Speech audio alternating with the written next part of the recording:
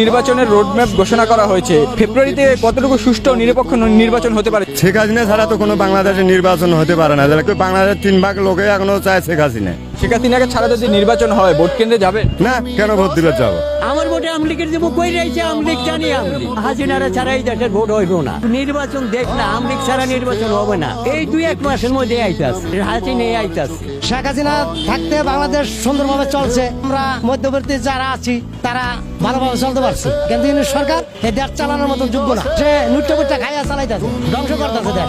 আওয়ামী লীগ সরকার খুব সুন্দরভাবে দেশ চালাইছে। দেশের সাধারণ মানুষের জন্য শেখ হাসিনাই ভালো। এই দেশ চালাতে হলে শেখ হাসিনারই দরকার। কষ্ট ভাতা বন্ধ করে দিচ্ছে, বিধু ভাতা বন্ধ করে দিচ্ছে, এখন সিমরেগার বাজছে। গরিবের সরকার হাসিনা, বড় লোকের সরকার ডাক্তার ইউনূস। জিয়া সাহেব একটা কলা গাছ গাড়ি দিয়ে দেয় নাই। গাড়িতে হয়তো দিনের ভিতর 10 জন যদি উঠে, তাদের সাথে যদি খোঁচা মারে কিছু কথা বলা যায়, তাহলে তাদের মনের কিছু কথাটা পাওয়া যায়। তাতে আমি বুঝি শতকরা এখনো 60